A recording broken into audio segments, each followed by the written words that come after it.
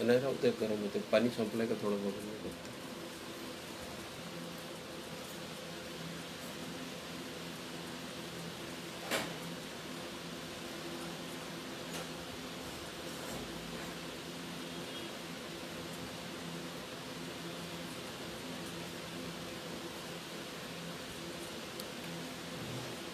Hello, क्या आप मुझे देख और सुन पा रहे हैं?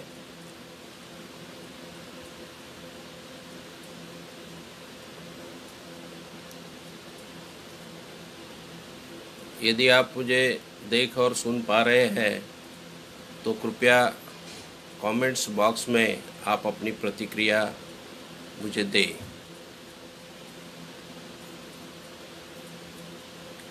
पाणी नाही आहे कूलरमध्ये काहीच. बंद करून नोटिफिकेशन कसं आलं ते सुरू केलं.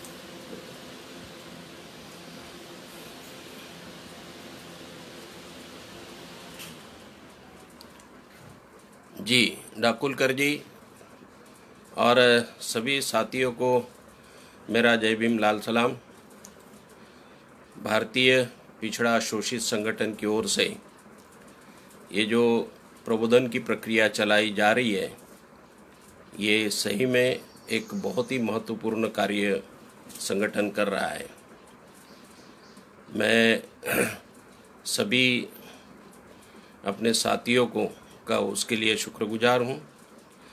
खासकर माँ चनवार सर जी, चिंचाने सर, डाकुलकर और प्रभाकर गायकवाड़, जो ये सभी साथी को मैं तहे दिल से शुक्रिया अदा करता हूँ और अपनी बात को मैं शुरू करता हूँ. साथियों, हम लोग आज एक बहुत ही विकट परिस्थिति से गुजर रहे हैं. पूरी दुनिया इससे प्रभावित है और खासकर भारत की जो विदारक परिस्थिति है वो हम अनुभव कर रहे हैं. मैं सोचता हूँ, क्या कोरोना जैसे अति सूक्ष्म जंतु क्या हमें हरा सकता है? लेकिन कोरोना के साथ जब सिस्टम जुड़ जाती है तो निश्चित ही हमें हरा ही नहीं बल्कि हमारी जान भी लेती है. और उसका एक जीता जागता सबूत हम पिछले कुछ महीनों से भारत के हर कोने के रास्तों पर देख रहे हैं. ये बहुत ही विदारक रूप है.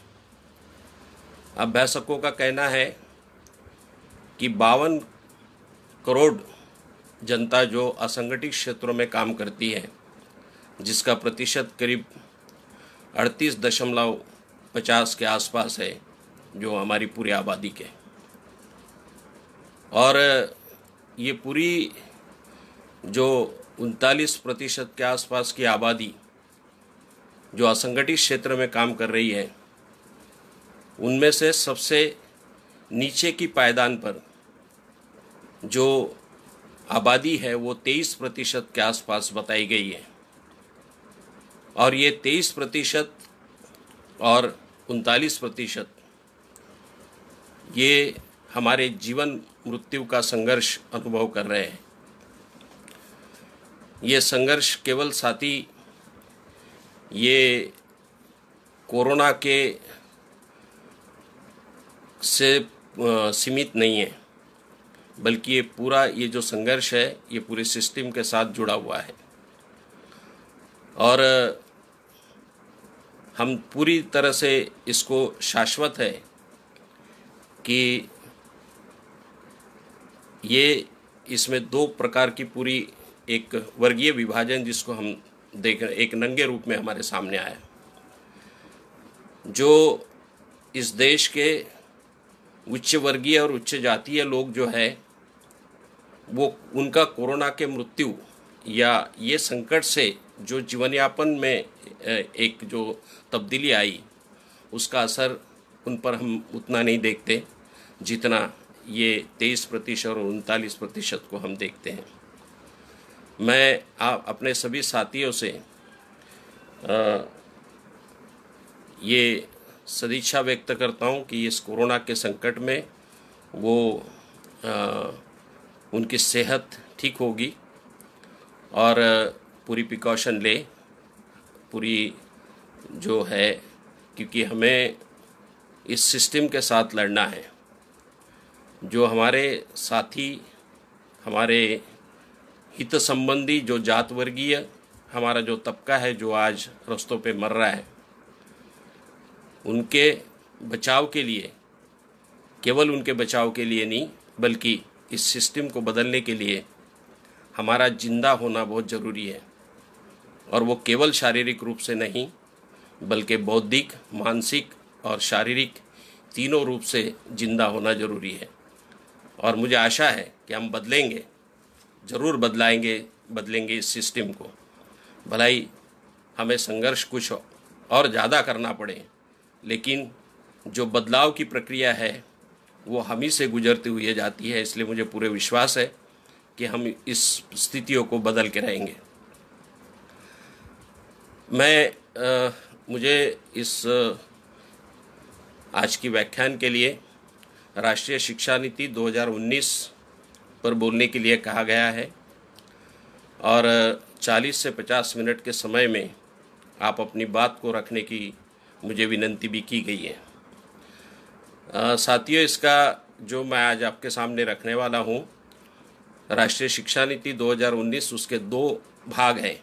एक पहला जो प्राइमरी एजुकेशन का 12वीं तक का, और दूसरा हायर एजुकेशन का। प्राइमरी एजुकेशन तक ही बात रखने के लिए 1 घंटे से ऊपर का समय मिनिमम चाहिए, ऐसी स्थिति है। फिर भी मैं कोशिश करूँगा कि अपनी बात को न्याय देकर के संक्षिप्त में उसी समय के मर्यादा के बीच अपनी बात को रखने की कोशिश करूँगा। कई लोग राष्ट्रीय शिक्षा नीति को नई शिक्षा नीति के रूप में देखते हैं और या उसी तरह से उसको व्याख्यांकित करते हैं। मैं जहाँ तक मानता हूँ कि ये नई शिक्षा नीति नहीं है। नई तो तब कहेंगे कि जो पुरानी जो नीतियाँ हैं उसमें कुछ बदलाव आकर कुछ नई बात, और वो भी समाज के परिवर्तन के दिशा में जाने वाली यदि हो तो मैं उसको नए के रूप में देखने के लिए तैयार हूँ। ये राष्ट्रीय शिक्षा नीति 2019 30 मई 2019 को कस्तूरी रंगन कमेटी ने भारत सरकार को इसका मसौदा सौंपा और 1 जून 2019 को भारत सरकार ने जनता की प्रतिक्रिया के लिए इसको खुला किया। एक्चुअली ये खुला हुआ कि नहीं, इसके लिए भी मेरे सामने सवाल है, क्योंकि मैं 2-3 बात आपके सामने रखूँगा उस संदर्भ में। पहली बात तो ये है कि ये जो मसौदा है, इस मसौदे को केवल 2 भाषा में सरकार ने प्रकाशित किया। वैसे भी अगर देखा जाए तो एक ही भाषा में इसको लिखा गया, जिसको इंग्लिश में इसको लिखा गया, अंग्रेजी में लिखा गया, जो 484 पन्नों का ये मसौदा है। और उसको बाद में गूगल ट्रांसलेशन किया गया हिंदी का, जो 650 पेजेस का है। ये अपनी राज्य घटना के अनुसार 22 भाषाओं को मान्यता है और केवल 2 भाषाओं में इसको जनता के लिए खुला करना, इसका मतलब है कि 20 भाषीय लोगों को इस राष्ट्रीय शिक्षा नीति 2019 पर अपनी प्रतिक्रिया देने से रोकने की बात है। तो ये लोकशाही के खिलाफ, जनतंत्र के खिलाफ ये बात जाती है। और दूसरा कि राज्य घटना के खिलाफ भी जाती है। राज्य घटना कहती है कि मिनिमम 22 भाषाएं जो है जिसको मान्यता प्राप्त है, उन 22 भाषाओं में जनता के लिए वो खुला होना चाहिए था, तब जा कर के राजतंत्र या राज्य घटना का उसका नियमों का पालन शायद होता। दूसरी बात यह है कि इसमें प्रतिक्रिया देने के लिए केवल 30 दिन का समय दिया गया। 30 जून तक इसके लिए समय निर्धारित किया गया था और देश की जनता से इसके ऊपर प्रतिक्रिया मांगी गई थी।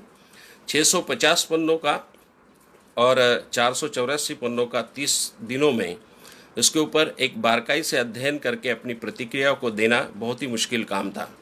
लेकिन फिर भी देश के अनेक अनेक कोनों से राष्ट्रीय शिक्षा नीति पर 30 जून तक की 2 लाख कमेंट्स आए, और उसमें सबसे बड़ी बात, सबसे जिस पर जोर दिया गया इन प्रतिक्रियाओं में, वो ये थी कि 30 दिन का समय बहुत कम होता है, इसको कम से कम 3 महीने का समय देना चाहिए। और सरकार पर दबाव बनने के कारण फिर सरकार ने धीरे धीरे करके उसकी मर्यादा, समय की मर्यादा को बढ़ा करके 3 महीने किया गया। इससे ये साफ साबित होता है कि सरकार को ये जो मसौदा है ये जनताभिमुख नहीं करना है, राज्य घटना के नियमों का पालन भी नहीं करना है, और जो उनका एजेंडा है वो एजेंडा एक बाहरी लोकशाही को दिखाऊ लोकशाही के माध्यम से जनता के सामने उन्होंने रखा। तो ये पहला मेरा आक्षेप का एक मुद्दा है कि जो इस मसौदे के तरफ मैं इस मसौदे को मैं आक्षेप करता हूँ। केवल ये यांत्रिक आक्षेप ही नहीं है, बल्कि इसके आगे हमें और सोचना है और उसको देखना है। ये तांत्रिक आक्षेपों के साथ साथ मैं इसमें कुछ तात्विक आक्षेप भी आपके सामने रखना चाहूँगा। सबसे पहली बात ये कि भारत की जो शिक्षा नीति रही है अभी तक, वो 2 विचारधारा और 2 संस्कृतियों में बटी हुई है, संघर्षरत रही है। जैसे कि आप सभी शायद जानते होंगे कि भारत का जो प्राचीन इतिहास है, वो प्राचीन इतिहास में जो वर्ण व्यवस्था का इतिहास है, जाति व्यवस्था का इतिहास है, ये दोनों समाज व्यवस्था के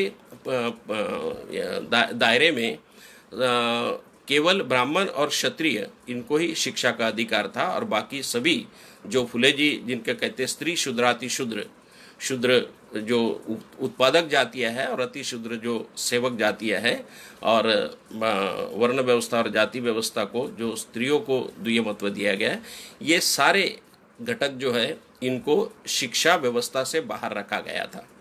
ये संघर्ष जो प्राचीन काल से चलते आया, इसका तो एक अलग से और गहराई से अध्ययन करने की ज़रूरत है।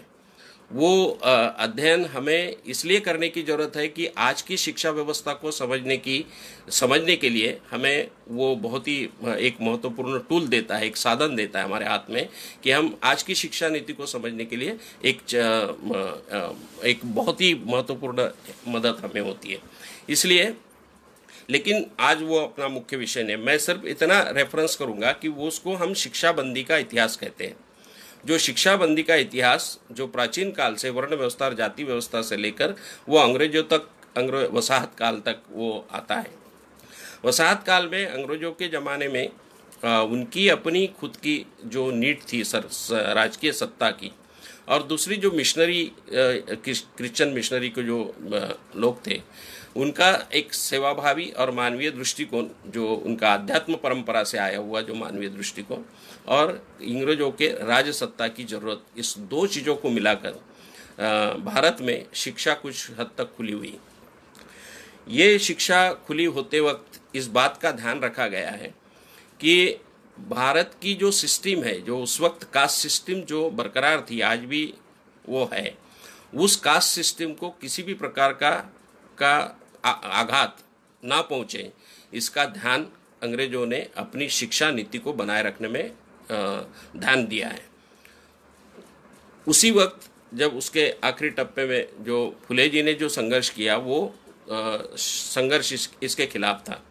उनका कहना था कि शिक्षा ये सबके लिए खुली होनी चाहिए, और पूरे मानवीय जीवन और पूरे सृष्टि के लिए उन्होंने एक चीज़ बताई कि हमारी कोई भी समस्या हो, जीवन का जो सुख हो, दुख हो, या हमारी जो जीवन यापन की जो कुंठित प्रश्न जिसको हम कहते हैं, उनसे अगर हमको लड़ना है, उससे बाहर निकलना है, तो ज्ञान ही उसका इलाज है। ज्ञान के बगैर हम इन सारे सवालों का हल नहीं कर सकते। तो एक तरफ ज्ञान की परिभाषा करते वक्त पूरे मानवीय जीवन और समाज व्यवस्था को व्यापने की व्याख्या फुले जी करते हैं, और दूसरी ओर जो औपचारिक शिक्षा है उस औपचारिक शिक्षा में वो दृष्टिकोण ला करके सबके लिए शिक्षा खुली हो, इसका एक संघर्ष वो करते हैं। ये फुले जी का संघर्ष जो है शिक्षा को लेकर के, ये हमारे बहुत सारे परिवर्तनवादी जो संगठनाएं हैं वो कुछ हद तक जानते हैं। लेकिन एक फुले जी ने शिक्षा के सार्वत्रिकरण के साथ साथ एक बात और भी कही है जो बहुत ही महत्वपूर्ण है, जिसको दुर्लक्षित हुआ हम सभी के तरफ से, वो है शिक्षा आशय को लेकर के, कि हम शिक्षा सबको मिले ठीक है, लेकिन सबको शिक्षा मिलने के बाद वो शिक्षा से कौन सा प्रोडक्ट तैयार हो रहा है, वो जो व्यक्तित्व तैयार हो रहा है, वो जो इंसान तैयार हो रहा है, वो जो एक मानवीय रूप में जो शिक्षित के रूप में अगर हम उसको देखते हैं तो उसकी विचारधारा, उसकी जो पूरी एक सोच जो है, जीवन दृष्टि जिसको हम कहते हैं, वो किस तरह की बन रही है, इसके तरफ देखना भी बहुत ज़रूरी है। और उस जीवन दृष्टि को एक कैसी हो और उसके दिशा निर्देश फुले जी ने कहा है, जिसको हम शिक्षा आशय के रूप में देखते हैं। तो उसके तरफ हमारा सभी का ध्यान पूरी तरह से नहीं गया है। जो आगे की शिक्षा व्यवस्था को लेकर के काम करते वक्त हमें इस बात का ध्यान रखना जरूरी है। फुले जी के संघर्ष के बाद में अगर हम स्वतंत्रता की ओर आते हैं, तो स्वतंत्रता की 72 साल में जो शिक्षा नीति रही है उसको उसके एक 3-4 बुलेट्स पॉइंट है जिसको मैं कहूँगा, या महत्वपूर्ण घटनाएं कहेंगे। ये महत्वपूर्ण घटनाएं का मैं निर्देश आपके सामने करूँगा। उसमें सबसे पहले 1948 को जो राधाकृष्णन जी के अध्यक्षता में शिक्षा आयोग की जो स्थापना हुई थी, उस शिक्षा आयोग ने जो दिशा निर्देश किए या जो निर्णय लिए, जिस साइड में वो खड़े रहे, वो हायर एजुकेशन के उच्च शिक्षा के पक्ष में खड़े रहे। और उसके जबकि 1948-47 में हमको स्वतंत्रता मिली, जैसे कैसी जो तथाकथित स्वतंत्रता कहेंगे उसको, जो स्वतंत्रता मिली उस वक्त हमारे देश की 90% से ऊपर जो निरक्षरता की हमारी संख्या थी, और उस वक्त प्राइमरी शिक्षा की तरफ ध्यान देने की ज़रूरत थी। ये प्राइमरी शिक्षा की जो ज़रूरत है, ये ज़रूरत यहाँ के शोषित जातियों की सबसे बड़ी जिसको भूख कहेंगे शिक्षा की, वो थी। लेकिन इसके खिलाफ राष्ट्रीय वो हायर एजुकेशन की तरफ राधाकृष्णन जी ने अपना निर्णय दिया, उस पक्ष में वो खड़े रहे। साथ साथ एक रचना के साथ साथ उन्होंने जो शिक्षा आशय के संदर्भ में जो भूमिका ली, वो भी हमको ध्यान रखना जरूरी है। और उन्होंने वो शिक्षा नीति के संदर्भ में जो भूमिका ली, वो पारंपरिक भारतीय समाज की जो एक सोच है, जो एक धारणा है, उसको पक्षधर बना करके शिक्षा आशय के संदर्भ में उन्होंने बात की। उसके बाद राष्ट्रीय कोठारी आयोग की स्थापना हुई, जो 1966 में उसकी स्थापना हुई। ये अभी तक के पूरे स्वतंत्रता के बाद, स्वतंत्रता से लेकर आज तक जो भी शिक्षा नीति आई, उसमें एक क्रांतिकारी नीति के रूप में कोठारी आयोग की तरफ देखा जाता है। ये क्रांतिकारी इसलिए है कि इसमें 2-3 चीज़ें मैं आपके सामने रखना चाहूँगा। सबसे पहले कि वो शिक्षा नीति को उन्होंने प्राइमरी शिक्षा के तरफ अपना पक्ष रखा, कि भारत में अगर भारत को अपनी विकास की ओर जाना है, जिस स्थिति में हम हैं वहाँ से अगर हमको आगे जाना है, तो हमें प्राइमरी शिक्षा को एक प्राधान्य देना बहुत ज़रूरी है। ये एक बात उन्होंने कही। और साथ साथ ये कहा कि हमारे जीडीपी के जो सकल उत्पाद है, हमारा सकल उत्पाद के 6% शिक्षा में खर्चा करने के लिए उन्होंने वो बात कही। तीसरी सबसे महत्वपूर्ण बात ये थी कि उन्होंने नेबरहुड स्कूल, पड़ोसी स्कूल की संकल्पना रखी। ये पड़ोसी स्कूल की संकल्पना में अगर हम उसको और गहराई में जाकर के समझने की कोशिश करेंगे, तो हम ये पाएंगे कि समान स्कूल पद्धति की जो एक बुनियादी ढांचा है, वो इसमें हमको देखने को मिलता है। जो पड़ोसी स्कूल की, नेबरहुड स्कूल की जो संकल्पनाएं कोठारी आयोग ने रखी, उसमें एक छोटी सी 2-3 बातें आपके सामने रखूँगा कि पड़ोसी स्कूल की संकल्पना में जिस प्रीमाइसेस में वो बच्चा रहता है, उसके 1 किलोमीटर प्रीमाइसेस में उसको स्कूल की उपलब्धता होनी चाहिए। और उस 1 किलोमीटर प्रीमाइसेस में जो भी लोग रहते हैं, चाहे वो गरीब हो, अमीर हो, चाहे किसी भी जाति के हो, किसी भी धर्म के हो, स्त्री हो या पुरुष हो, वो ये सभी को उसी स्कूल में पढ़ना पड़ेगा। ये एक खासियत उसमें समान स्कूल की सिस्टम में है, जो नेबरहुड्स की संकल्पना में हमको देखने को मिलती है। इससे एक जो जाति और धर्म का जो एक दायरा जो बना है, उसको तोड़ने की कोशिश ये समान स्कूल या नेबरहुड स्कूल की संकल्पना में हमको देखने को मिलता है। और साथ साथ उन्होंने ये भी कहा कि ये जो स्कूल है, ये स्कूल का जो शिक्षा आशय है, ये शिक्षा आशय हम सभी हमारे देश की जो पूरा इतिहास जो रहा है, वो वर्चस्वधारी अगर हम देखेंगे वर्ण व्यवस्था से लेकर आज तक, तो उसमें वर्चस्वधारी ये ब्राह्मणी व्यवस्था का, ब्राह्मणी विचारधारा का वर्चस्व रहा है। तो नेचुरली, नैसर्गिक रूप से वो सारे क्षेत्रों में काम करता है, चाहे हमारे परिवार हो, चाहे हमारी सामाजिक रचनाएं हो, चाहे हमारी अर्थनीति हो, चाहे हमारी शिक्षा नीति हो, उसमें हमको वो देखने को मिलता है। और वो उसको एक ब्रेक लगाने का, उसको रोकने का काम, एक भूमिका ये कोठारी आयोग ने किया था। उसके जैसे कि वो जो टीचर होंगे उनको शायद पता होगा कि 10 गाभाभूत घटकों का उन्होंने एक विश्लेषण किया है। और अभ्यासक्रम, जो पाठ्यक्रम जिसको हम कहते हैं, पाठ्यक्रम और पूरी सांस्कृतिक परंपरा से लेकर के जो स्कूलों में जो जो भी एक्टिविटीज़ होती है, उस एक्टिविटीज़ का एक दिशा निर्देश, उसकी एक फ्रेम उन्होंने बना दी थी कि इस फ्रेम में हमको बच्चों को एक प्रशिक्षित करना है या सिखाना है, उनको ज्ञान देना है। वो क्या था कि स्त्री पुरुष समान था, श्रम मूल्य का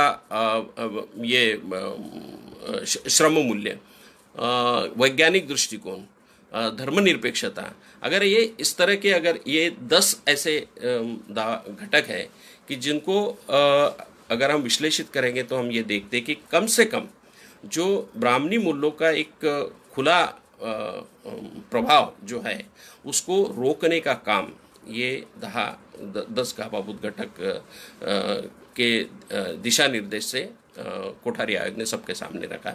लेकिन हम सब जानते हैं, ना तो 6% सकल उत्पाद के शिक्षा में खर्चा हुआ, ना ही प्राइमरी स्कूल शिक्षा को प्राधान्य दिया गया, और ना ही उनके 10 गाभाभूत घटक जो है अभी भी स्कूलों में अगर किसी टीचर से अगर हम पूछेंगे तो शायद वो रट करके ये बता सकता है कि स्कूलों में 10 गाभाभूत घटक कौन से, लेकिन उसका प्रत्यक्ष स्कूल की जीवन में या स्कूल के व्यवहार में वो कहीं भी हम आपको देखने को नहीं मिलेगा।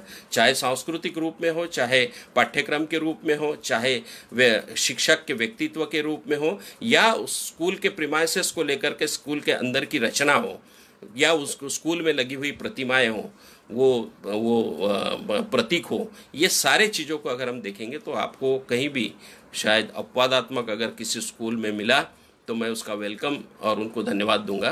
पर जनरल नियम जो है वो हमको यही देखने को मिलता है कि इन सब रचनाओं के खिलाफ हमारी रचनाएं स्कूलों में आज भी काम कर रही है। उसके बाद 1986 को, जिसको हम ऑपरेशन ब्लैक बोर्ड कहते हैं, वो ऑपरेशन ब्लैक बोर्ड जब राजीव गांधी पंतप्रधान थे, उन्होंने ये शिक्षा नीति को सामने लाया। वो शिक्षा नीति के खास 2 चीज़ें उनके लिए बहुत महत्वपूर्ण थी। सबसे पहली कि शिक्षा में का जो स्तरीकरण है उसको बढ़ाया गया, जैसे कि नवोदय स्कूल की निर्मिति 1986 में हुई। 1986 के शिक्षा नीति के द्वारा आधार पर नवोदय स्कूलों की निर्मित हुई। उस वक्त बताया गया था कि जो 25% शहरी जो प्रतिभावान बच्चे हैं और 75% जो ग्रामीण भाग के प्रतिभावान बच्चे हैं, उनके लिए ये नवोदय स्कूल को हम बना रहे हैं, जो ये बच्चे उसमें पढ़ेंगे। सवाल 25% या 75% का नहीं है, सवाल है 100% का।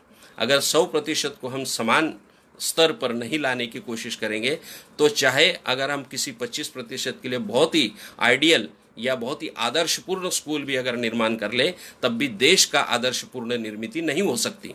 ये तो साफ है कि उसमें तुम दो इंसानों को तबकों में बांट रहे हो। स्तरीकरण का सबसे महत्वपूर्ण अगर अंग रहा है, जो बाबा साहब ने भी कहा कि जो शिक्षा हमारी जो सामाजिक रचना है, जो जाति की रचना है, वो पूरी स्तरीकरण पर है, और वो स्तरीकरण के आधार पर उसका प्रतिबिंब, जो जाति व्यवस्था के स्तरीकरण का प्रतिबिंब हम शिक्षा के व्यवस्था में भी देखने को हमको मिलती है, जो कि ये हमारे लिए स्वीकार्य नहीं है। दूसरी बात उन्होंने कही कि शिक्षा के निजीकरण का शुरुआत भी 1986 के शिक्षा नीति में हुआ।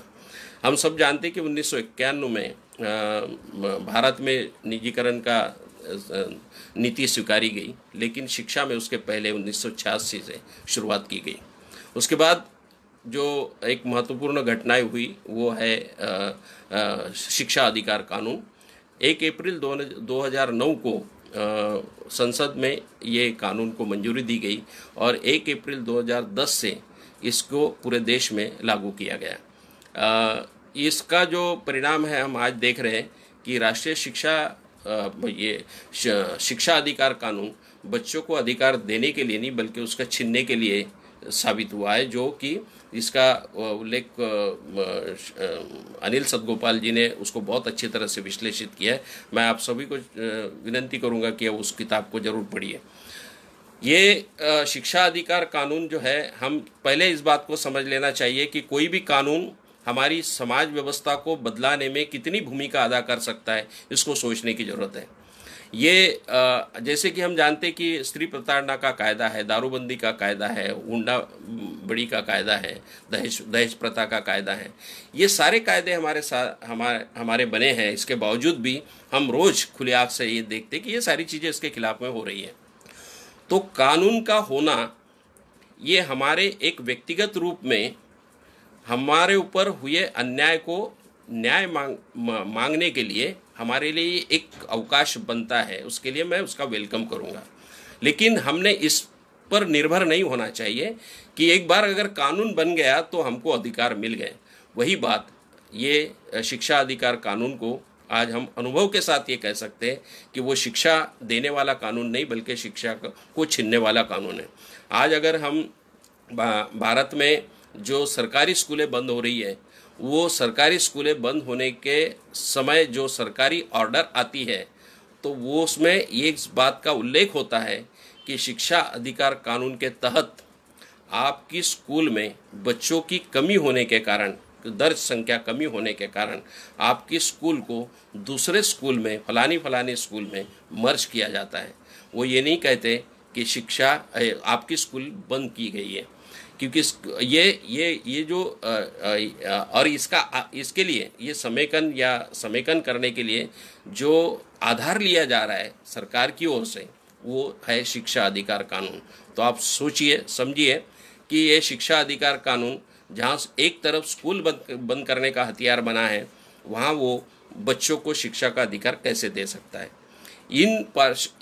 इस पार्श्वभूमि को ध्यान में रखकर हम राष्ट्रीय शिक्षा नीति 2019 को समझने की कोशिश करेंगे। सबसे मैं शुरुआत करूंगा कि राष्ट्रीय शिक्षा नीति 2019 में जो बालवाड़ी का शिक्षा जो है, शिशु शिक्षा जो है, जिसको हम प्री प्राइमरी एजुकेशन कहते हैं, वो प्री प्राइमरी एजुकेशन की बात राष्ट्रीय शिक्षा नीति में कही गई है। और उसमें ये कहा गया है कि इसके पहले और ये सही है कि इसके पहले पूर्व प्राइमरी जो शिक्षा है, वो पूर्व प्राइमरी शिक्षा सरकार के अधिकार में नहीं आती थी। वो समाज कल्याण और बाकी कुछ इसकी वजह से वो प्री प्राइमरी एजुकेशन होता था, उनकी तरफ से कुछ थोड़ी मदद उनको मिलती थी। लेकिन यहाँ पर ये बात कही गई कि हम प्री प्राइमरी एजुकेशन को हम अभी सरकार की जिम्मेदारी मानेंगे और सरकार की तरफ से वो चलेगी। जब मैं वो पूरा मसूदा पढ़ा तो मैं थोड़ा पहले शुरुआत जब वो प्री प्राइमरी से हुई तो मुझे अच्छा लगा कि चलो जो डिमांड हमारी थी कि प्री प्राइमरी एजुकेशन सरकार की जिम्मेदारी सरकार ने उठानी चाहिए, उस बात को यहाँ कही गई है और उस जिम्मेदारी को दोहराया गया है। तो मैं थोड़ा खुश हुआ, लेकिन उसके बाद जब आगे पढ़ते गया तो मुझे ऐसा लगा कि एक तरफ तो ये जो है शिक्षा व्यवस्था चल रही है उसको ख़त्म करने वाला सारे प्रोविजन इसमें रखे गए, और फिर प्री प्राइमरी एजुकेशन को सरकारी जिम्मेदारी कैसे उठा रहे, क्या क्या कारण हो सकता है, इसकी खोज करने की कोशिश की। तब मुझे बहुत बार बार पढ़ने के बाद एक सूत्र मुझे समझ में आया जो आपके सामने मैं रखना चाहूँगा। प्री प्राइमरी एजुकेशन, एक तो जो हमारा अभी 10+2+3 का जो पैटर्न है इसको बदल कर 5+3+3+4 ये पैटर्न यहाँ इंट्रोड्यूस किया गया, प्रस्तावित किया गया। 5 मतलब जो प्री प्राइमरी के 3 साल और पहली दूसरी कक्षा के 2 साल, ऐसे 5 साल का एक पहला ग्रुप बना है। उसके बाद तीसरी से 5वीं तक का 3 साल का दूसरा ग्रुप बना है। उसके बाद 6वीं से 8वीं तक का तीसरा ग्रुप बना है 3 साल का, और उसके बाद 9वीं से 12वीं तक 4 साल का ये चौथा ग्रुप बना है। मैं जब इसको थोड़ा सा बारीकी से सोचने की कोशिश की तो मुझे ऐसा लगा कि प्राइमरी के साथ जुड़ी हुई जो पहली दूसरी की कक्षा उसको क्यों जोड़ा गया इधर।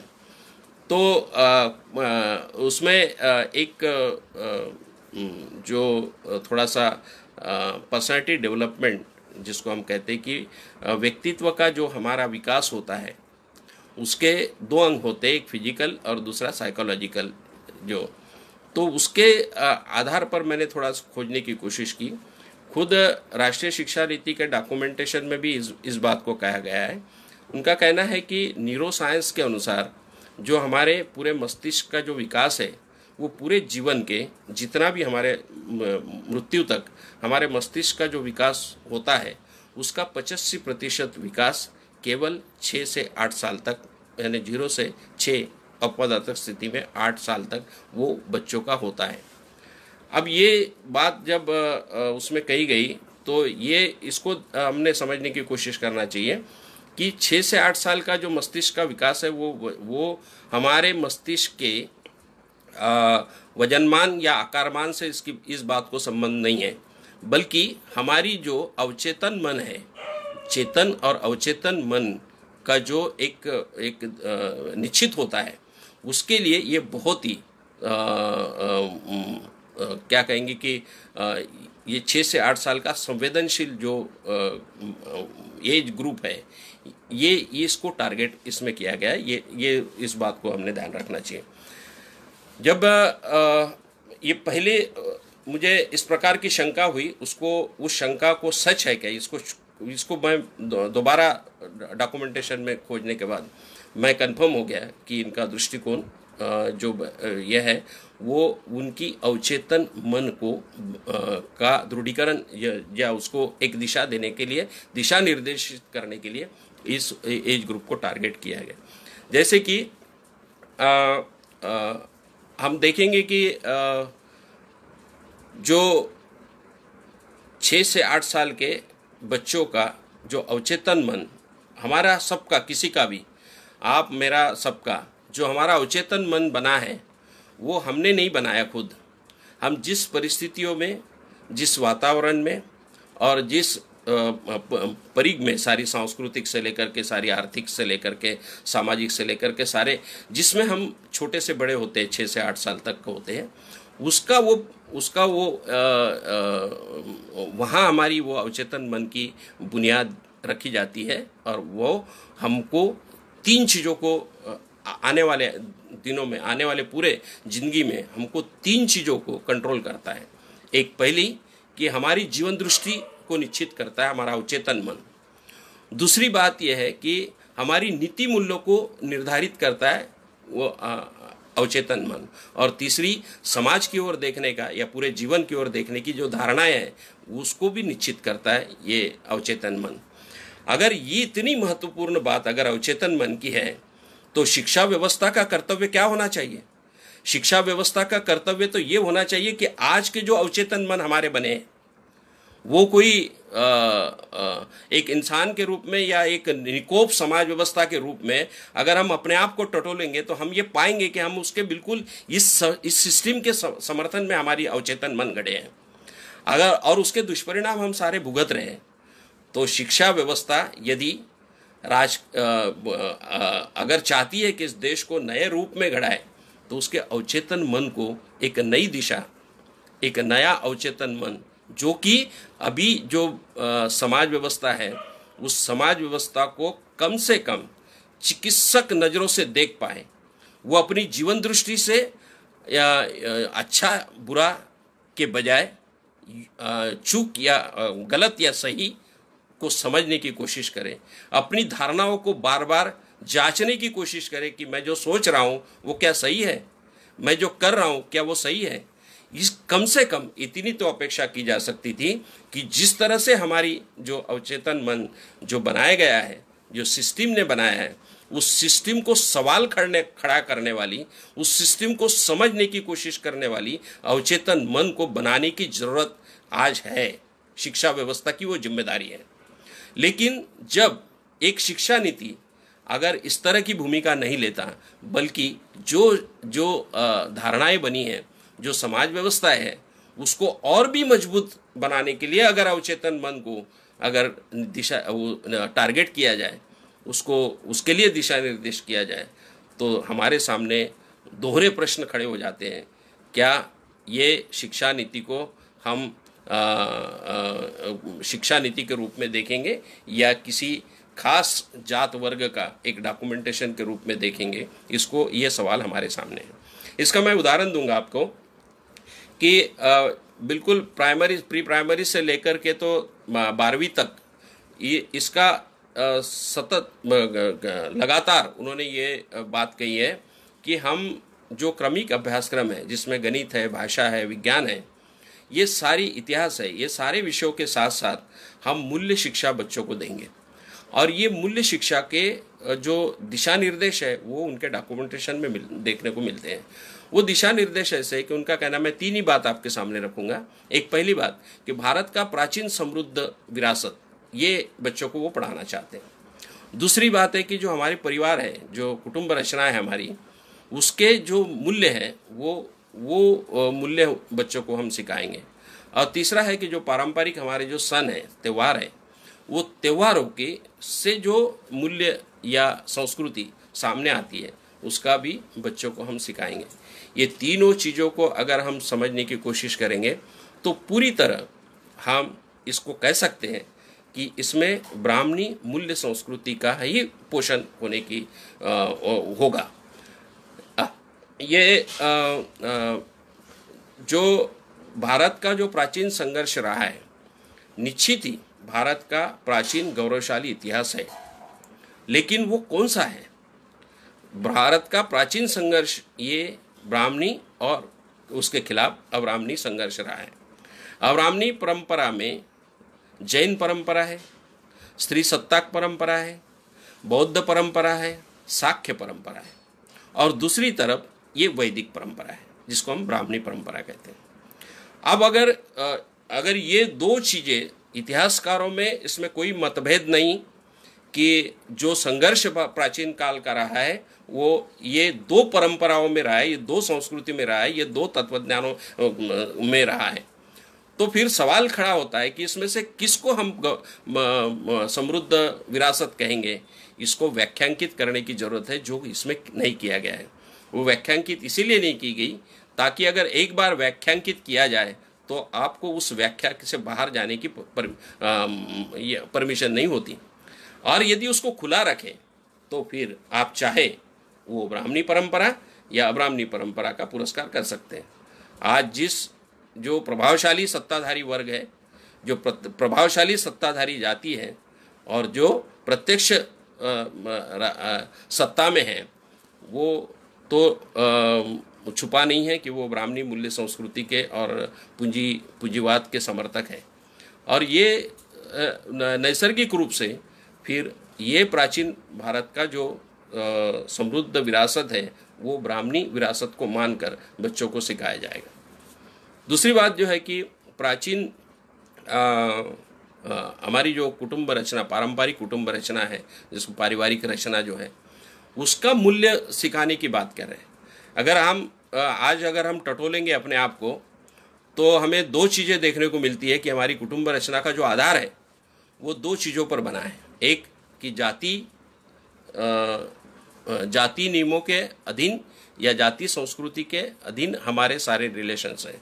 अगर हम 100 रिलेशन के में अगर हम ढूंढेंगे तो हमको हमारे जाति से बने हुए रिश्ते ही देखने को मिलेंगे। इसका मतलब क्या है? बाबा साहब कहते हैं कि दो चीज़ों से जाति व्यवस्था को टिकाया गया और निर्मित की गई और उसको टिकाया गया। एक पहली कि जो जाति अंतर्गत विवाह और दूसरा जाति अंतर्गत उत्पादन संबंध। तो उत्पादन संबंधों को भी इन्होंने वो जाति के आधार पर स्कूलों की औपचारिक शिक्षा को कैसा बनाया, इसको आगे समझने की कोशिश करेंगे। तो ये जो हमारा ढांचा है, ये एक तरफ हमारे जो सारे रिश्ते नाते हैं वो जाति बंदिस्त है, और दूसरी तरफ अगर हम अपने घर में आते हैं तो हमारे घर की रचना कैसी है, तो पुरुषों की और स्त्रियों के काम और अधिकारों की हम पूरी तरह से दो पक्ष देखने को मिलते हैं। जो पुरुष को अधिकार है वो वहाँ के स्त्री को अधिकार नहीं है। जो पुरुष काम करता है वो वहाँ की स्त्री कर सकती है, लेकिन जो स्त्री काम करती है वो पुरुष करेगा, इसका कोई बंधन नहीं है। मतलब हमारी जो पारिवारिक रचना है वो पारिवारिक रचना इस देश की जो जाति व्यवस्था की सिस्टम है उसका पुनर्निर्माण करने का काम करती है, और उस पुनर्निर्माण के जातिगत मूल्यों को पारिवारिक मूल्यों को अगर हम स्कूल के औपचारिक शिक्षा का भाग बना करके अगर हम सिखाने की कोशिश करेंगे तो निश्चित ही मैं कहूँगा कि ये राष्ट्रीय शिक्षा नीति जाति व्यवस्था के दृढ़ीकरण का एक दिशा निर्देश करती है। ये जो ढांचा है ये शिक्षा के आशय को लेकर के ये पूरा प्री प्राइमरी से लेकर 12वीं तक का ये लगातार है। दूसरी हम थोड़ा आगे बढ़ते हैं अभी कि ये दूसरी जो महत्वपूर्ण बात है उनके लिए और हमारे लिए बहुत चिंताजनक और सोचने वाली बात है, वो बात यह है कि तीसरी से लेकर 5वीं तक कुछ कौशल्यपूर्ण शिक्षा का जिक्र किया गया है। हम सब जानते हैं कि 2014 में मोदी जी जब प्राइम मिनिस्टर बने तो उन्होंने दो चीज़ों की घोषणा की थी, डिजिटल इंडिया और स्किल इंडिया। अब ये जो स्किल इंडिया है, ये स्किल इंडिया का रिप्रेजेंटेशन राष्ट्रीय शिक्षा नीति 2019 के डॉक्यूमेंटेशन में हमको देखने को मिलती है। एक तीसरी से लेकर 5वीं तक मैं आपको एक उदाहरण दूंगा कि मान लीजिए कि एक प्रीमाइसेस में एक स्कूल है, एक परिसर में एक स्कूल है, उस स्कूल के अगर इर्द गिर्द जो जातिगत उत्पादक करने वाले जो लोग हैं, जैसे कि कुम्हार हो, बढ़ई हो, सुतार हो, या जो किसान हो, माली हो, इनको स्कूल के साथ जोड़ लिया जाएगा। और इनको स्कूल के साथ जोड़ने के बाद वो स्कूल में आएंगे, अपने काम के कैसे काम करते हैं, उस काम का स्किल क्या है, ये सब बताएंगे। और कुछ प्रसंगवश बच्चे भी उनके घर जाएंगे और उनके जो काम है वो देख करके सीखने की कोशिश करेंगे। ये तीसरी से 5वीं तक है। उसके बाद 6वीं से 8वीं तक के लिए थोड़ा प्रोग्रेस हुए हैं। उसी स्कूल के प्रीमाइसेस के इर्द गिर्द जो आस्थापनाएं हैं, जैसे कि मोटर रिवाइंडिंग होगा, इलेक्ट्रीशियन होगा, या टीवी या इलेक्ट्रॉनिक्स की जो रिपेयरिंग शॉप होगी, प्लम्बिंग होगी, इस प्रकार के जो काम है, ऐसे आस्थापना को स्कूलों के साथ जोड़ा जाएगा। प्रसंगवश बच्चे भी उनके दुकान में जा कर के, उनके आस्थापना में जाके वो सीखने की कोशिश करेंगे। उसके बाद 9वीं से 12वीं तक वोकेशनल और ट्रेनिंग ITI, ये दो ये जो ट्रेड वाले जो इंस्टीट्यूशंस है, इनको 9वीं से 12वीं के साथ जोड़ दिया गया है। ये सारा अगर हम देखेंगे तो ये स्पष्ट रूप से दिखता है कि जो स्किल जो सिखाया जा रहा है या सिखाने की कोशिश हो रही है, उसमें एक साथ दो चीज़ें हो रही है। एक पहली बात कि जो भारत में आज भी जातिगत उत्पादन संबंध बनाए आज भी काम कर रहे हैं, ये जातिगत, बाबा साहब कहते हैं वैसे कि अगर जातिगत उत्पादन संबंधों के साथ अगर जाति व्यवस्था टिकी रह सकती है तो नैसर्गिक रूप से वो ये बच्चे अगर उसमें सहभागी होते हैं तो उस जाति व्यवस्था को टिकाने का एक भागीदार ये भी बनेंगे। और जो शोषित जाति के लोग हैं, जाति व्यवस्था यदि टिकी रही तो शोषण की प्रक्रिया अपने आप जिंदा रहेगी, और वो जिंदा रखने के लिए ये इस प्रकार का स्किल इंडिया का किया गया। दूसरा, इसके साथ ही एक बात को हमने समझ लेना चाहिए कि आज ब्राह्मणी व्यवस्था और पूंजीवादी व्यवस्था ये दो अलग अलग खेमों में नहीं है, ये दोनों एक साथ मिलकर के काम करती हैं, और उसका प्रतीकात्मक रूप हम ये स्किल इंडिया में देखते हैं। जैसे कि आप सभी ने अनुभव किया होगा कि जो बच्चे जो बाल कामगार हैं, वो बाल कामगारों का कायदा जो शिथिल किया गया मोदी जी के आने के बाद, और उसमें जो बाल कामगारों की जो पहले जो कड़क शिक्षाएं थी उसको शिथिल की गई, उसका एज ग्रुप बढ़ाया गया, और बाल कामगारों को ये कामगार के रूप में जो एक पहले के कायदे में जो थोड़ी सी रोक थी उसको ढीला किया गया ताकि वो जा सके और कर सके। कारपोरेट सेक्टर की ये ज़रूरत है। कारपोरेट सेक्टर उसको सस्ता श्रम चाहिए, और वो सस्ता श्रम जो सबसे सस्ता श्रम ये बाल कामगारों से मिलता है। अगर कोई बच्चा ये पहली से लेकर 12वीं तक अगर वो बीच में कहीं भी अगर वो उस स्किल को थोड़ा बहुत पा करके अगर वो छोड़ देता है या 12वीं तक भी जाता है, तब भी वो उसका ध्यान उस स्किल की ओर रहेगा, और वो मार्केट में एक सस्ते मजदूर के रूप में कारपोरेट सेक्टर के लिए अवेलेबल होगा।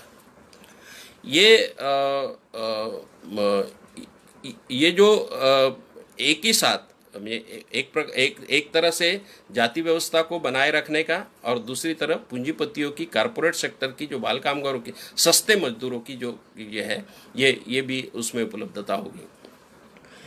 ये एक सबसे बड़ा एक आह्वान हमारे सामने है कि इस तरह से ये बच्चों की शिक्षा के संदर्भ में जो 12वीं तक का हम एक महत्वपूर्ण जिसको टप्पा समझते हैं, एक पड़ाव समझते हैं कि जो 12वीं तक का हायर एजुकेशन के लिए की जो पूर्व तैयारी है उसकी ये एक बहुत महत्वपूर्ण पड़ाव है जिसको हमने इस नज़रिया से देखना चाहिए।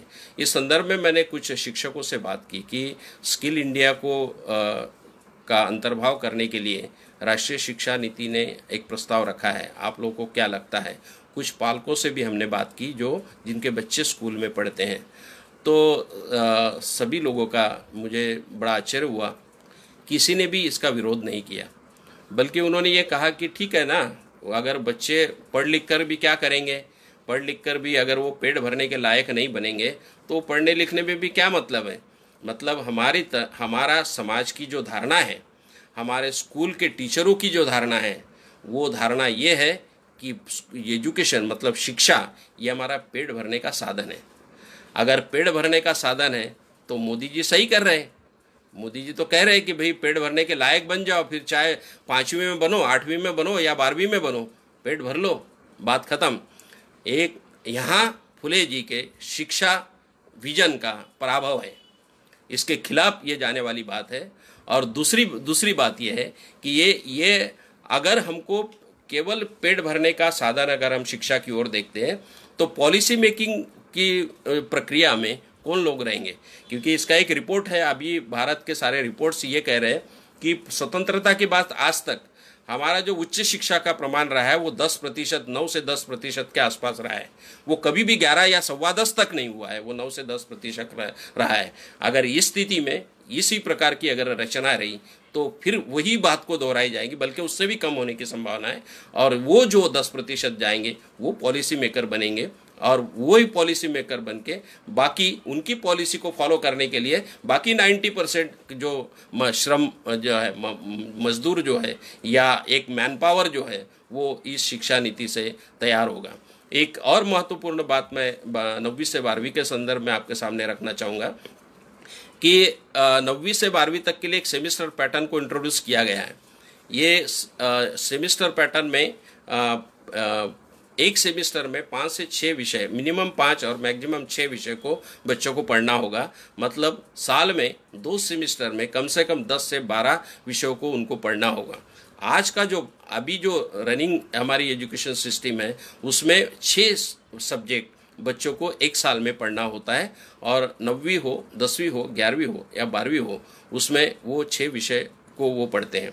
एक तरफ सेमिस्टर पैटर्न के माध्यम से बच्चों का जो शिक्षा का जो बोझ है, उसका जो विषयों का जो बोझ है वो बढ़ा दिया गया है।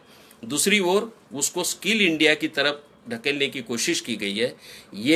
ये इस बात का, अगर वो 12वीं का, 9वीं का, 10वीं का जो भी शिक्षक है वो बार बार, क्योंकि हमारी जो बच्चों को जांचने का जो तरीका है वो भी बड़ा क्या कहेंगे कि एक चमत्कारिक है। हम बच्चों को जांचते हैं या बच्चों को नकारते हैं, ये मेरे सामने सवाल है। हमारी जो जांचने की या परीक्षा की जो सिस्टम है, वो परीक्षा की सिस्टम ही बच्चों को नकारने वाली है, बच्चों को समझ लेने वाली नहीं है। हमारी कमी को दूर करने का कोई भी साधन शिक्षा व्यवस्था में मुझे दिखता नहीं। जो शिक्षा व्यवस्था चाहती है, जो शिक्षा व्यवस्था ने अपने जो क्राइटेरिया बना दिए हैं, उस क्राइटेरिया में जो बच्चा बैठता है वही बच्चा पढ़ने के लायक माना जाता है। बाकी सभी बच्चे पढ़ने के लायक नहीं हैं, ऐसा माना जाता है। चाहे वो हमारे ही जात भाई जो टीचर होंगे वो भी इसी को फॉलो करते हैं, क्योंकि सिस्टम का पार्ट बने हैं। नेचुरली मैं किसी को दोष देना नहीं चाहता, पर हमारी जिम्मेदारी ये बनती है कि हम उस सिस्टम को समझ लें। उस सिस्टम को समझकर अगर हम उसको उसके खिलाफ व्यक्तिगत रूप से नहीं तो सामूहिक रूप से उसको बदलने की एक हिस्सा हमने बनने की अगर कोशिश नहीं करेंगे तो फुले जी के खिलाफ हमारा आंदोलन होगा, फुले जी के खिलाफ हमारे जीवन होगा। जो ये कहते हैं कि सारे समस्याओं का जड़ जो है वो अज्ञान है और सारी समस्याओं का उत्तर ज्ञान है। तो इस बात को ध्यान में रखते हुए हमने इस तरह की ये शिक्षा नीति की तरफ देखना चाहिए। मैं आगे बढ़ता हूँ। इसके बाद एक स्कूल कॉम्प्लेक्स की कंसेप्ट इसमें रखी गई है। स्कूल कॉम्प्लेक्स जो है वो मेरा ऐसा मानना है कि जो कम दर्ज वाली स्कूलों की जो संख्या है उनको बंद करने का एक बहुत बड़ा सोफिस्टिकेटेड एजेंडा है स्कूल कॉम्प्लेक्स का। ये स्कूल कॉम्प्लेक्स 5 से 10 मील में एक स्कूल कॉम्प्लेक्स होगा। मतलब 5 से 10 मील का मतलब है 15 से 30 किलोमीटर के बीच में एक स्कूल कॉम्प्लेक्स होगा।